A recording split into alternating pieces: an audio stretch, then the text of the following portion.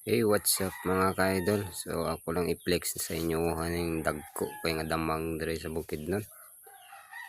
Sabi ka dagko mga ka-idol. So duha sila ka mga ka-idol. So nagdikitanay ni silang duha mga ka-idol. Sa ibot pasabot anin lang duha ni. So atong pag-uso sa damang mga ka-idol, wagi ko kitag dagko.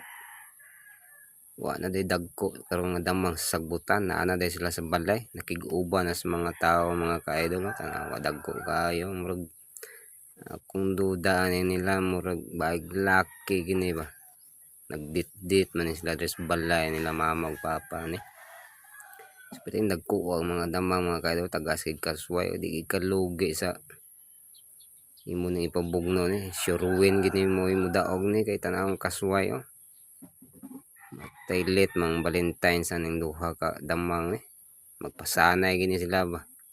Ipit gini silang duha. Maulaw po yung mga damang mga idol oh. Naulaw.